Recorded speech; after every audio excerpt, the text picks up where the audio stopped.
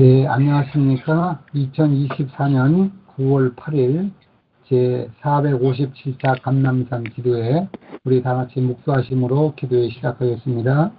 박행숙 집사님께서 기도해 주시겠습니다. 하나님 아버지 감사합니다. 아버지 하나님, 오늘도 주님 저희들을 깨워주셔서 아버지의 말씀 앞으로 모이게 하시니 감사합니다. 성령 충만함으로 이 시간 말씀을 듣고 그리고 기도하게 하여 주시옵소서. 온전히 아버지의 뜻을 구하는 저희 모두가 되게 하여 주시옵소서. 예수님 이름으로 기도드립니다. 하나님의 말씀, 사랑의 말씀을 최상재 목사님께서 대언해 주시겠습니다. 성도 여러분 안녕하십니까?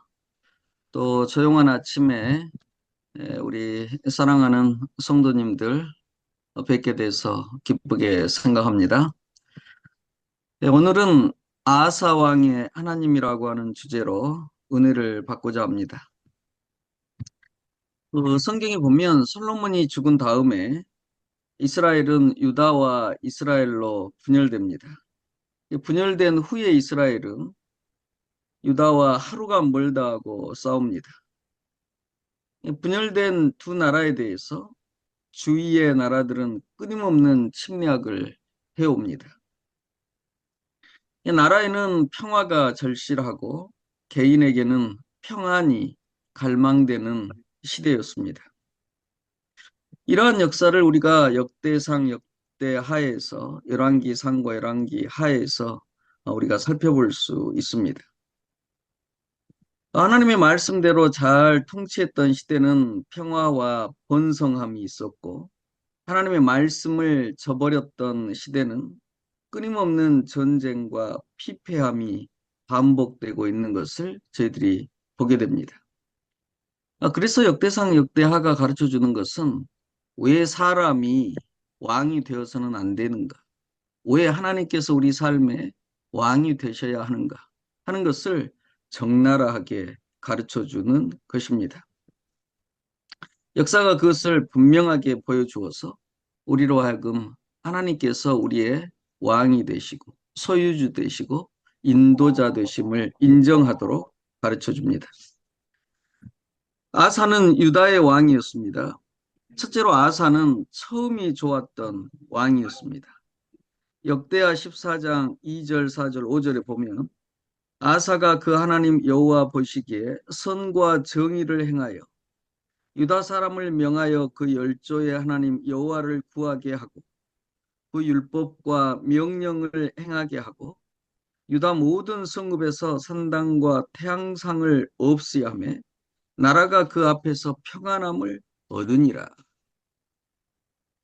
하나님의 말씀대로 선과 정의를 행하고 율법과 명령을 듣고 우상을 없애는 나라는 평안할 수밖에 없지요.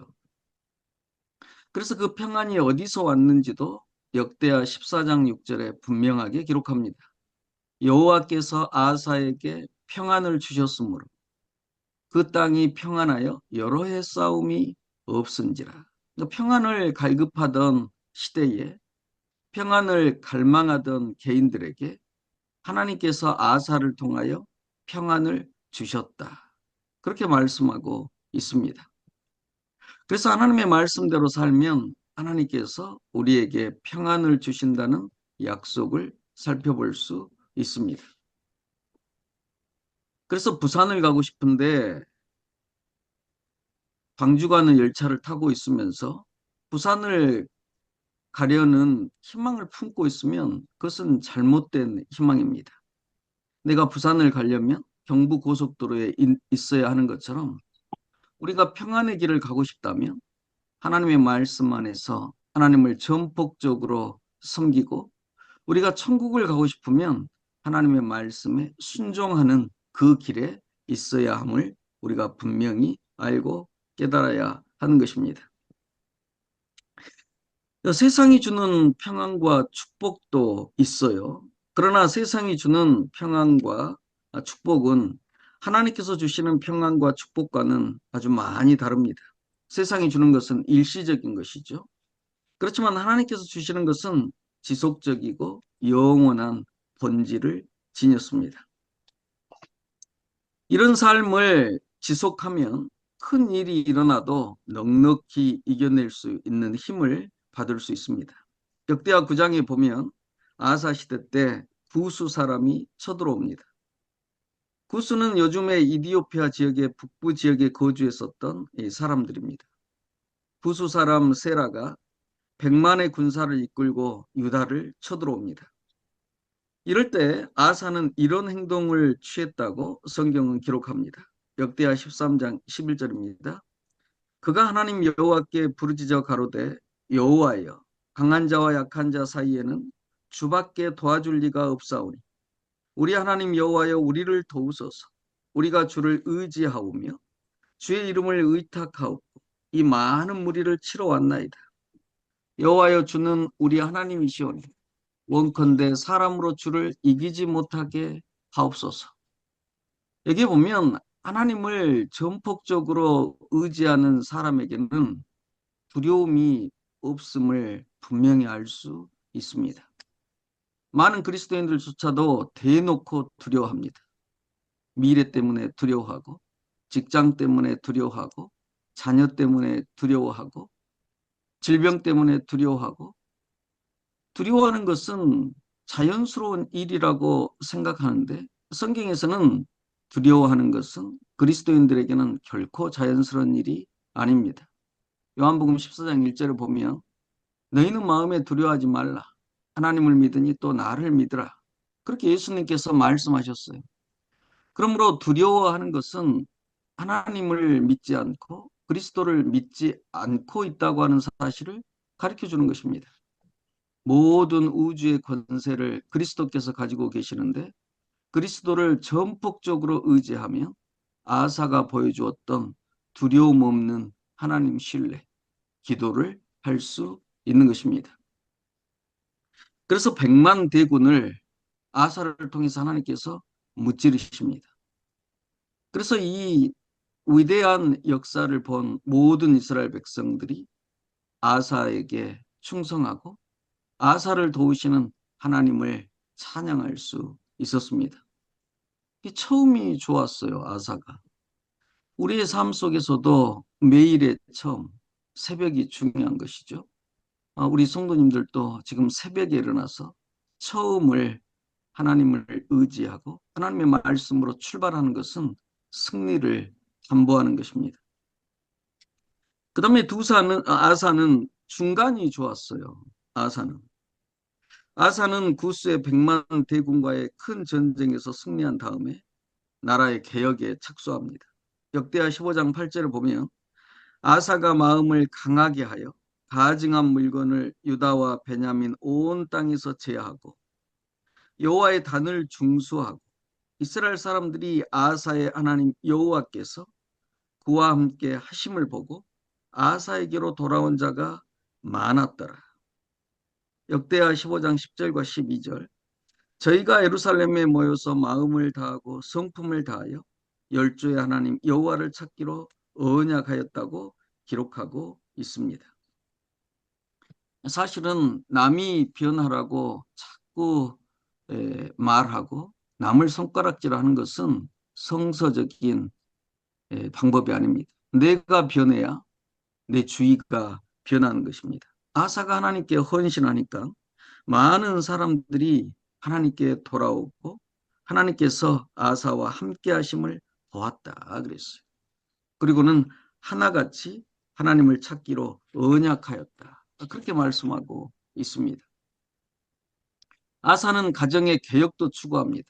가정을 변화시키는 것이 가장 어렵죠. 역대하 15장 16절에 보면 아사 왕의 모친 마아가가 아세라의 가증한 목상을 만들었으므로 아사가 그 태우의 위를 패하고 그 우상을 찢고 바 기드론 시내가에서 불살랐다고 성경은 기록하고 있습니다. 어머니가 우상 숭배자이니 말이 안 되는 상황이죠. 그래서 아사는 가정의 신앙 개혁도 믿음으로 실천했습니다. 결코 쉬운 일이 아니죠. 그렇게 했더니 성경에서는 다시는 전쟁이 없었다고 기록하고 있습니다. 역대하 15장 19절을 보면 이때부터 아사 왕 35년까지 다시는 전쟁이 없으니라. 이 사람들은 개인 마음 속에서도 전쟁을 경험하는 사람들이고, 가정에서도 때로는 전쟁과 같은 상황을 경험하고, 인생에서도 끊임없는 투쟁을 경험할 수 있습니다. 그럴 때에 아사가 했었던 하나님을 전폭적으로 신뢰함, 그 다음에 하나님의 말씀대로 실천함, 그 속에서 우리의 삶에 전쟁이 평안하게 되고 폭풍이 잠잠하게 되고 하나님께서 마침내 평안을 주신다고 하는 사실을 분명하게 기억해야 할 것입니다. 마지막으로 아사는 끝이 나빴어요. 아사는 처음도 좋고 중간도 좋았지만 끝이 좋지 않은 왕이었습니다. 역대하 16장 1절에 보면 아사 왕 36년에 이스라엘 왕 바사가 유다를 치러 올라왔어. 또 전쟁이 일어났는데 이번에는 형제국 이스라엘에서 싸움을 걸었습니다. 아사 왕 35년까지 전쟁이 없고 평안했는데 아사 왕 36년에 소국인 이스라엘이 쳐들어왔어요. 구스 왕 세라에 비하면 이스라엘은 굉장히 작은 나라예요. 힘이 약한 나라죠.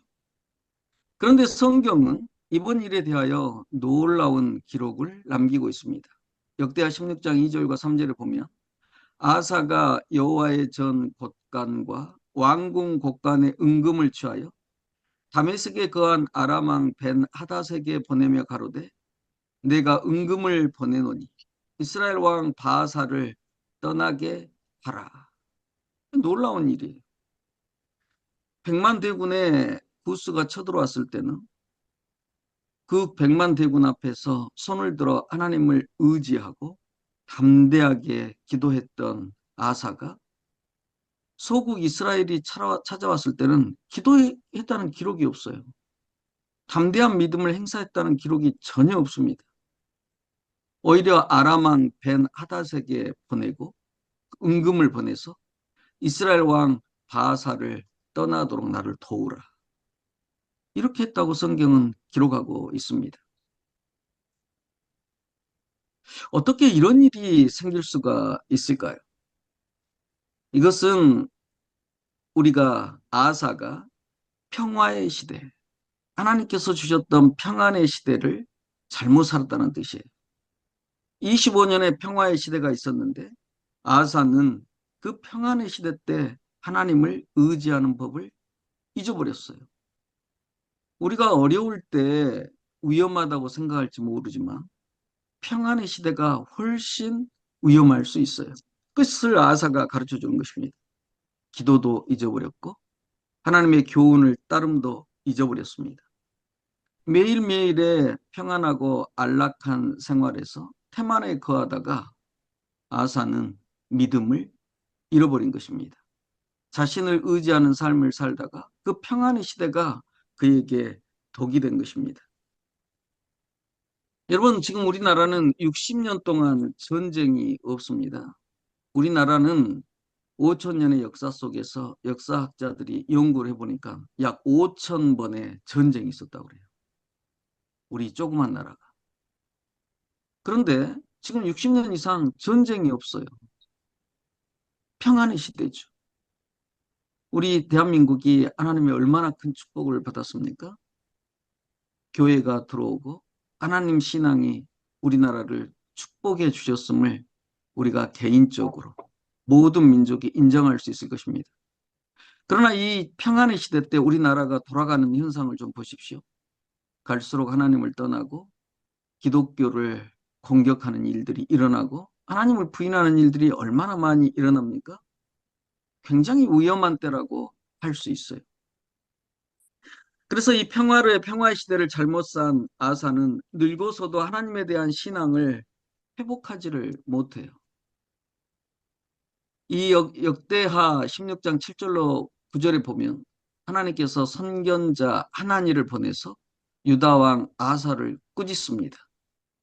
왕이 아람 왕을 의지하고 왕이 하나님 여호와를 의지하지 아니한 거로 아람 왕의 군대가 왕의 손에서 벗어났나이다. 구스 사람과 룻 사람의 군대가 크지 아니하며 말과 병거가 심히 많지 아니하더이까. 그러나 왕이 여호와를 의지한 고로 여호와께서 왕의 손에 붙이셨나이다. 여호와의 눈은 온 땅을 두루 감찰하사 전심으로 자기에게 향하는 자를 위하여 능력을 베푸시나니 이 일은 왕이 망령되이 행하였은즉 이후부터는 왕에게 전쟁이 있으리이다. 하나님을 보내셔서 하나님께서 과거를 기억하게 하셨어요. 그리고는 하나님을 떠난 아람 왕에게 선지자를 통하여 왕에게 전쟁이 있을 것입니다. 그렇게 말씀하는 것을 우리가 알게 됩니다. 평화 시대를 이은 아사가 전쟁의 시대를 스스로 불러들인 것을 저희들이 알게 됩니다. 그랬더니 아사가 어떻겠습니까? 분노했어요. 역대하 16장 10절에 보면 아사가 노하여 선견자를 옥에 가두었으니 이는 그 말에 크게 노하였으며 그때 아사가 또 몇 백성을 학대하였더라. 악한 왕이 되어버렸어요. 선지자를 옥에 가둔 왕이 되었어요. 아사왕 39년에는 왕이 병이 듭니다. 역대하 16장 12절로 13절 아사가 왕이 된 지 39년에 그 발이 병들어 심히 중하나 병이 있을 때에 저가 여호와께 구하지 아니하고 의원들에게 구하였더라. 아사왕이 41년에 죽은지라. 이 기록을 보면 얼마나 슬픈 기록인지 알 수가 없습니다. 처음이 좋았고 중간이 좋았던 아사왕이 평안의 시대를 잘못 삶으로 노년에 병이 들었어도 하나님을 찾지 않는 슬픈 역사의 기록을 남기는 것입니다. 오늘 이 성경 말씀을 통하여 우리 새벽 기도회에 모인 모든 분들도 다시 한번 우리의 신앙을 돌아보는 일이 있었으면 좋겠습니다. 우리가 아침을 잘 시작하고 낮을 잘 기댄다고 할지라도 우리가 평안의 시대, 축복의 시대 때 늘 십자가 앞에 우리를 세우고 겸비한 삶을 살지 않으면 선자는 넘어질까 조심하라 하는 바울의 교훈을 마음속으로 늘 생각지 않으면 우리가 넘어질 수 있다. 하나님을 의지하지 않을 수 있다. 평안의 시대를 끝내고 오히려 다툼과 불신과 전쟁의 시대를 불러올 수 있다 하는 것을 아사의 경험을 통해서 알 수 있습니다. 그러므로 우리가 아사의 삶을 반복할 필요가 전혀 없으므로 처음에도 하나님을 의지하고 중간에도 하나님을 의지하고 평안의 시대에도 겸비하고 말년에도 하나님을 전폭적으로 의지하는 모든 성도들이 되어서 주의 영원한 나라에 하나님의 인도하심을 따라서 들어가는데 실패함이 없음을 굳게 믿으시는 성도들이 되시기를 바라면서 이 말씀을 마칩니다. 저희를 지극히 사랑하시는 하나님 아버지, 오늘도 조용한 새벽에 또 감람산 기도 회원들을 깨워주시고 또 하나님의 보좌를 향해서 기도할 수 있도록 인도하여 주셔서 감사합니다.